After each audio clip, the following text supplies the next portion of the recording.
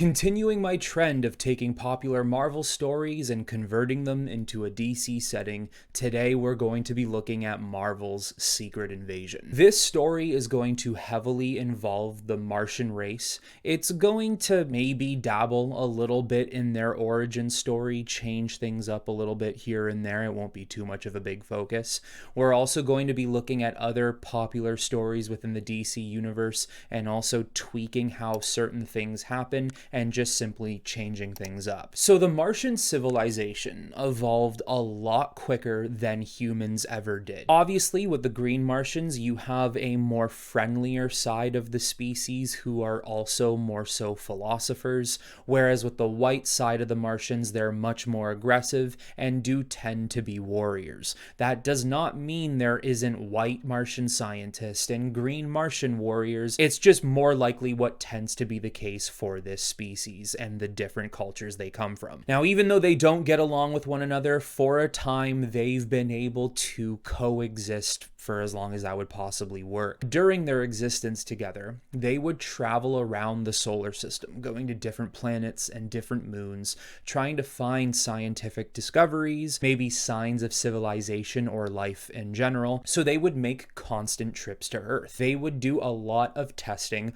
on animals and the very early stage of humanity, knowing that in the next couple of thousand years they were going to have a more or less intelligent species as neighbors. They discovered that the tests they ran on humans actually unlocked a metagene that, as thousands of years of evolution would continue, these humans would carry this gene down so that one day we would be capable of utilizing superpowers. As these next 10, 20,000 years go on, eventually the tensions come to an all-time high between green and white Martians, and they can no longer coexist with one another. Their war would eventually lead their entire planet and their species to be utterly destroyed. In the process of that, Martian Manhunter would find a way to flee Mars, take sanctuary on Earth, in which, about the time he comes to Earth, he's been hiding out for more or less 100 years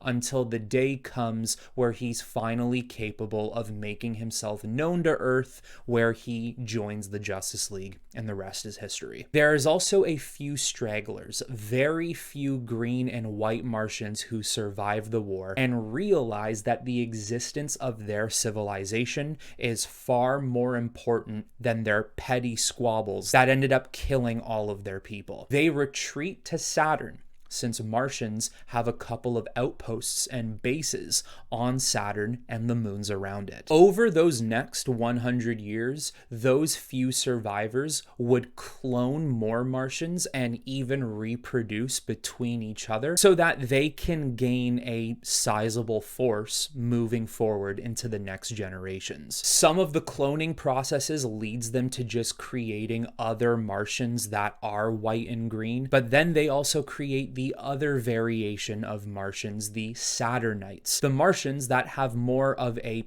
purplish pigment. As they eventually found the ground beneath their feet, things became settled again, and their numbers grew. They decided to call themselves the Hyper Clan. And the Hyper Clan is actually a real group. It's a group of Martians who try to pose as superheroes to take the attention away from the Justice League. For this new version of the Hyper Clan, some of the higher ups believe that Mars is long gone to them. It's been wasted. Where they should actually be looking is at humanity. Instead of trying to move back to their own homeworld to almost rebuild a civilization that's going to take thousands of years, why not look at Earth that already has billions of people where we can go over there and rule them and take control of their people. Seeing that Earth is now home to a planet teeming with so many people who have superpowers, this meta-human gene. Some use it for good, some use it for bad.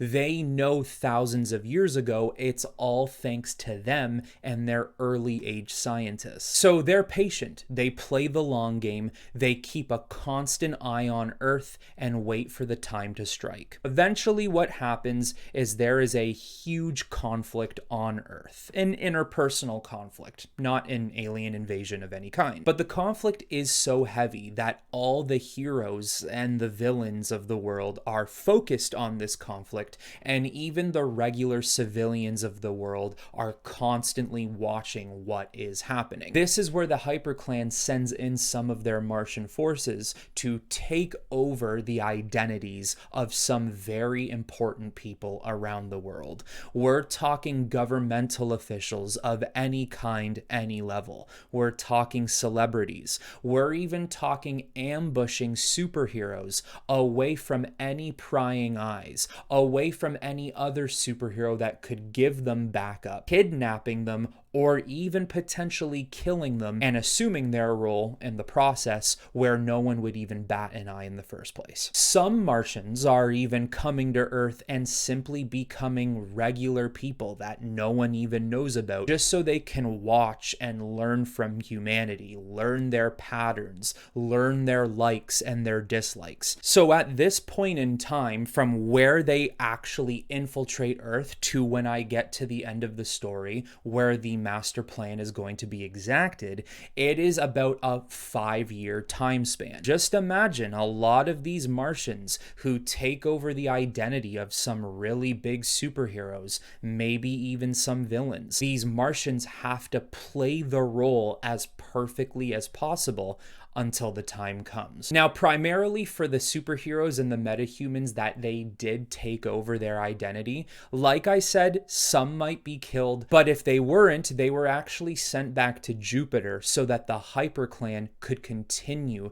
to test on humanity, especially the ones who do have superpowers. Now, one of the biggest things this story is going to use is the whole debacle between Maxwell Lord and Blue Beetle when he killed Blue Beetle. I'm using roughly the perimeter, the basis of that idea, nothing really that involves that particular story in any way. The leader of the HyperClan is Jean Jones' brother, Malefic. He is actually another one of the original survivors who went to continue the civilization of their people and essentially became the leader or one of the founding members of the HyperClan. He comes to Earth obtaining the identity of Maxwell Lord, and in this situation, he would actually kill Maxwell Lord outright. He wouldn't keep him alive and send him back to Jupiter. The reason he uses Lord in particular is because he realizes he's an ultra successful billionaire businessman who also has a lot of ties and pull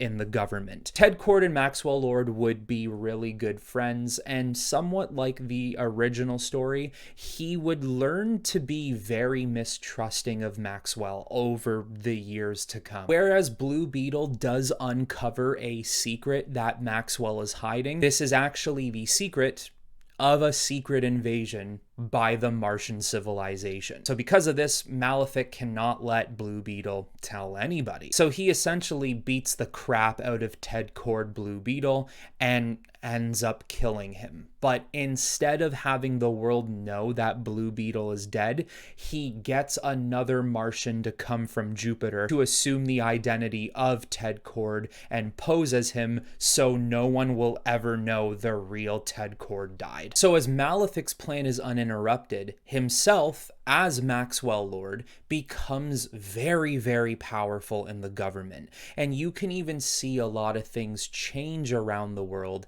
that maybe hindsight's 2020, you could see how crazy things were, but in the moment, they're small buildups that end up making something really huge in the end. There are even certain things where there are superheroes that will disappear for months on end, and they won't hear from them for about 3 or 4 months, wondering where they're disappearing to. There is a lot of strangeness in the world over the next couple of years. So as their secret power begins to grow on Earth, they decide that it's very risky to keep Jean on Earth with the Justice League. Malefic already knows he will not go along with the HyperClan's plan. Malefic, teaming up with a bunch of other Martians, catch him off guard ambush him with no one else around him to help, and send him back to Jupiter to lock him up with all the other superheroes they've already rounded up. The Martian they get to come to Earth to assume the identity of J'onn J'onzz is actually T.M.M, the son of Saturn. T.M.M is almost looked at as like a prodigal son of sorts. He's one of the most perfect Martians they've ever created through the cloning process. So as more time goes on, there is a hit on Blue Beetle from an anonymous employer, and Deadshot takes the contract. He leads him into this very middle of nowhere type of location. He actually successfully ends up killing Ted Kord Blue Beetle. Of course, as Deadshot approaches the body, he morphs from human into Martian, and Deadshot is like, what the hell is going on? The anonymous employer tells him to use a communicator off of Blue Beetle's gadgets and devices to contact the Justice League. The particular phone that Deadshot was using for this job to connect with the anonymous employer, a message gets uploaded to the phone in which he tells Deadshot to leave it on the chest of the dead Martian Blue Beetle and to leave. He's been paid. Deadshot's job is over. So over the next couple of minutes, the Justice League arrive, and at their horror, they see Blue Beetle dead. But things don't add up. Looking at the body of Blue Beetle and seeing an alien, this makes absolutely no sense. One of them picks up the phone off of the chest of the corpse and reads the note left behind by this anonymous employer. This note essentially says something like, Ted Kord died long ago. Some of you are not like the others. Keep your eyes open. So 4 of the top geniuses come together to try and figure out what's happening. Batman, Lex Luthor, Ray Palmer, and Mr. Terrific. And at first, they have to deduce what type of alien this is, and it doesn't take them long at all to end up finding out it is just a variation